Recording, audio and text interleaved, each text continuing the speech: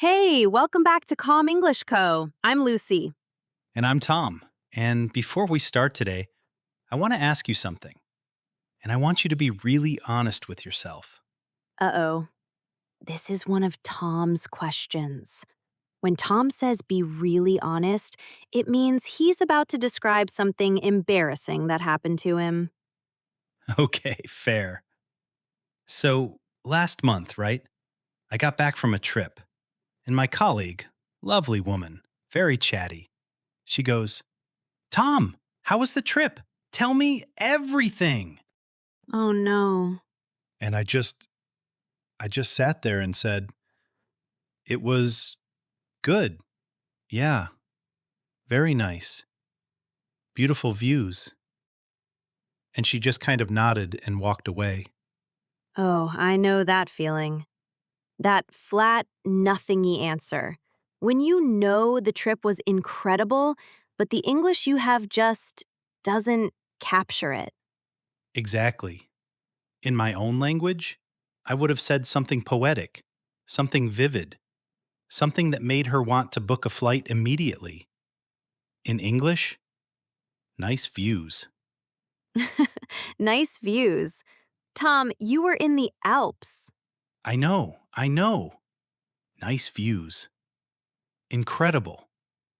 So today is the episode for every person who has ever come back from somewhere stunning and said, it was good. We are going to fix that for good. Calm crew. If it was good is your travel answer, comment right now. I say this too. Let's go. Okay, so let's talk about why this happens. Because I think a lot of people feel like, you know, I just don't have the vocabulary. But it's actually a bit more specific than that. Right. So here's the thing. When you learn English from a textbook or a language app, what are the travel words you learn? Hotel, airport, suitcase, passport. Exactly. I mean, those are useful words. You need them. But they're functional words. They tell you what to do. They don't tell you how to feel. And travel is all about feeling. There's actually a name for this gap. It's called the sensory vocabulary gap. You have the language to describe the logistics of travel, how to get there, where to stay, how to book, but you don't have the language to describe the experience of travel. And honestly, that's the language that matters most in conversation. Nobody asks you, how was check-in? They ask, how was it? And they want the feeling. They want to be transported, right? That's why people love travel stories. Not the, I took a flight at 7 a.m. part, the, I turned a corner and suddenly I was standing in front of this. Right. That moment. Yeah. The moment when you stop and your brain goes quiet and you think, oh, this is why people travel. That is the moment you need English for. And most learners, and I totally get this, they get to that moment and they say, it was beautiful. Which, I mean, technically true, but it does nothing. It's like describing a masterpiece painting and just saying, it had colors. Exactly. Oh, I love that. It had colors. Rembrandt. It had colors. So today, so we're going to give you three things. First, the sensory vocabulary. Words that describe how a place feels, not just what it is. Second, the comparison phrases. How to make someone picture a place they've never been. And third, And this is my favorite part, the Alpine and mountain vocabulary. Because honestly, spring skiing and mountain travel are some of the most beautiful, most talked about trips right now. And the English for it is stunning when you say it right. Yes, I'm so excited for that section because there's a whole vocabulary world around mountain travel in English that most learners have never been taught. And honestly, once you hear it, you'll want to use it everywhere. Stay with us until 10:30 because that's when we get into the mountain vocabulary. And I want you to hear the phrase, the quiet before the descent. When Lucy said that to me last week, I actually stopped what I was doing. That's the level we're going for today. Okay, so 3 vocabulary categories. Write these down, Calm Crew. Every great travel description in English uses all 3. Category 1, sensory vocabulary. Words that describe what your 5 senses experienced. Not, it was beautiful, but what made it beautiful. So, for example, instead of the mountain was big, you could say the peaks disappeared into the clouds. Instead of the air was fresh, try the air was so sharp and clean, it felt like drinking cold water. Oh, that's good. Like drinking cold water. That phrase does something to you. Right? And that's the point. Great travel English makes the listener feel something. So, sensory vocabulary examples. Let's give them 5. Number 1, the kind of silence you can actually hear for a very quiet, remote place. Number 2, bathed in golden light for a sunset or warm afternoon scene. Number 3, the smell of pine and cold air mixed together for any forest or mountain destination. Number 4, a warmth that hits you the moment you walk in for a cozy cafe or cabin. Number 5, the ground crunching under your feet for snow, gravel, or autumn leaves. Love those. Okay, category 2, atmosphere vocabulary. This is the mood of the place, the vibe, as people say. Yeah, vibe is everywhere right now. So, atmosphere words. For a calm, peaceful place, unhurried, serene, still. For a lively, energetic place, buzzing, electric, full of life. For a cozy, warm place, and this is very popular on social media right now, cozy. Or, if you want to be very current, hygge. That's a Danish word, but English speakers use it constantly now.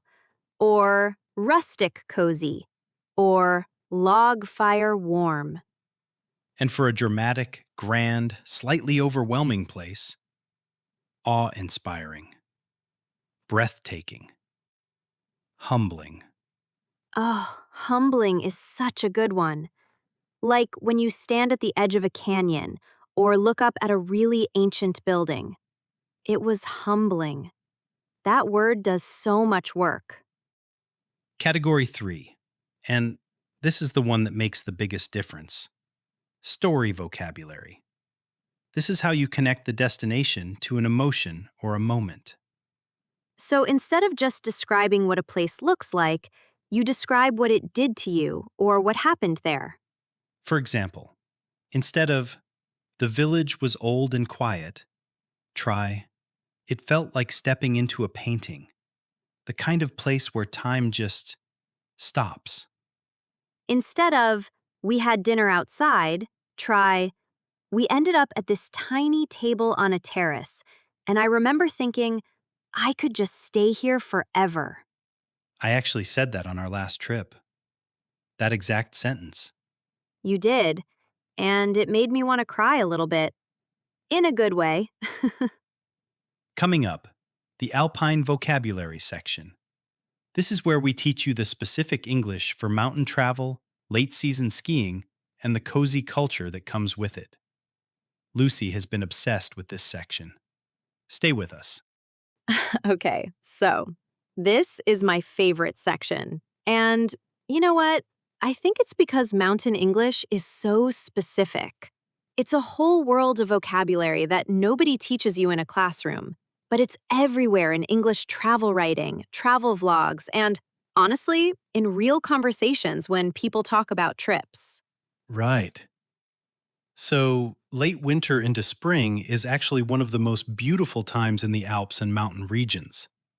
The ski season is winding down, but it's not over.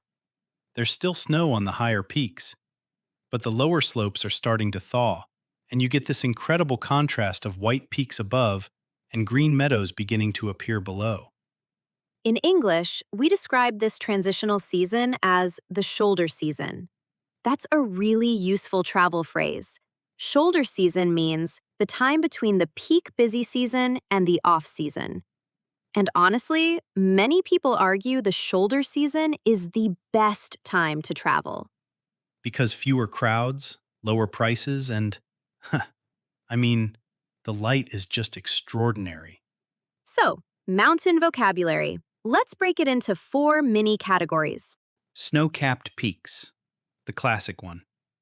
Mountains with snow on top. Crisp alpine air, the sharp, cold, clean feeling of high altitude air. You know that feeling when you breathe in on a mountain and it almost stings a little? That's crisp alpine air. The quiet before the descent. This is the one I mentioned earlier. That specific moment of stillness right before you start coming down a slope or a path. Pure silence. That phrase, honestly, when you use it, people stop and look at you. Frost-kissed meadows, fields or grass that have a light frost on them in the morning. The last snow of the season. There's a beautiful melancholy to this phrase. It signals the end of winter, which is, I don't know, kind of emotional. Okay, so après-ski. This is a French phrase that English speakers use constantly. It literally means after skiing, and it refers to the social activities, drinks, food, relaxing, that happen after a day on the slopes. And honestly, even if you've never skied in your life, you'll hear and use this word. You can say, "We didn't ski much, but the après ski scene was incredible." Other cozy mountain vocabulary. A stone fireplace in the corner. The kind of cafe where every chair has a blanket on it.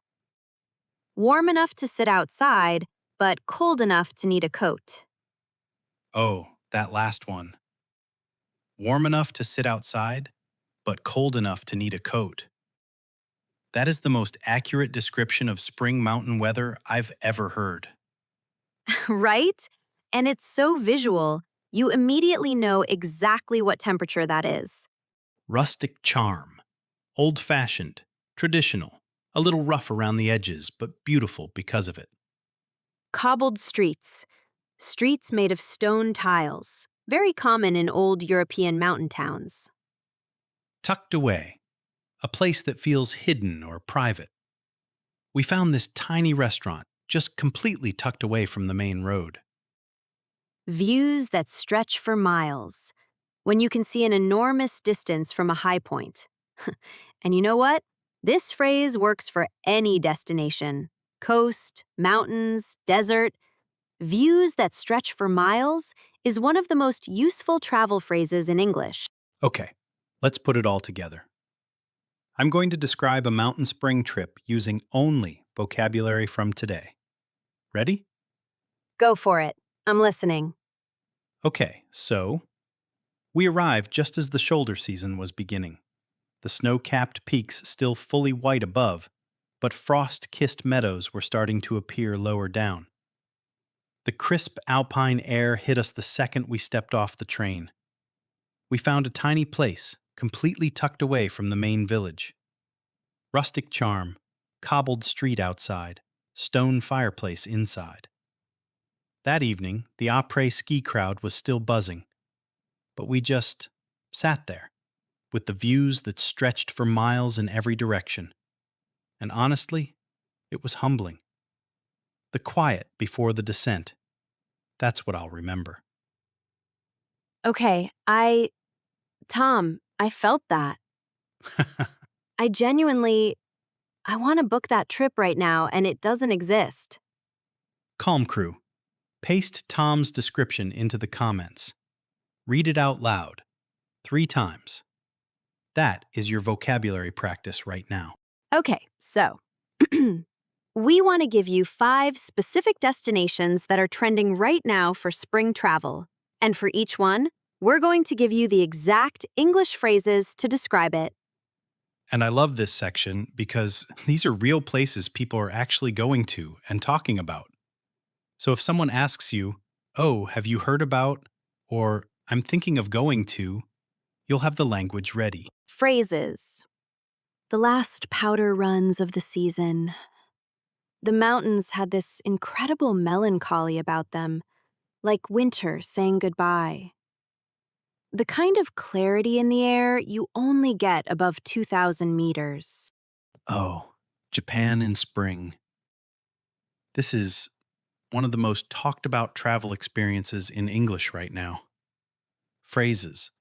A canopy of pale pink blossoms. Every park turned into a living painting.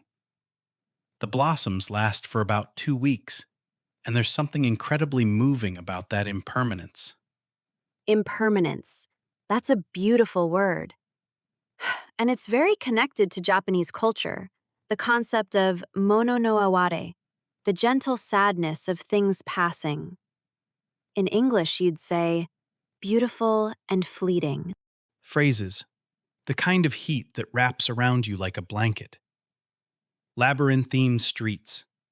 That means maze-like, winding, easy to get lost in. The spice markets assault every sense at once, in the best possible way. Assault every sense. That's such a vivid phrase. It works for any sensory overload destination. Markets, festivals, busy cities. Okay, this one is close to my heart. Phrases. Dramatic rolling moorland. The kind of gray sky that makes everything else look more vivid. A landscape that feels ancient, like it was here long before humans and will be here long after. Oh, wow. That last one, that's, yeah, use that. And spring is the best time for the Italian coast, before peak summer. Phrases. Terracotta-roofed villages spilling down to the sea. The water, that impossible shade of blue-green that makes you question whether it's real. Unhurried. The whole place feels unhurried. The water, that impossible shade. That phrase, that impossible shade, works for any color that's almost too beautiful. The impossible green of Iceland, the impossible blue of the Maldives. Put it in your vocabulary bank. Okay, so before the challenge, quick recap. 5 destinations, 5 vocabulary sets. And the rule is never say, it was nice. Not anymore. Okay, Calm Crew, let's bring it home. Today we talked about the sensory vocabulary gap, why travel English from textbooks feels flat. We gave you 3 vocabulary categories: sensory, atmosphere, and story.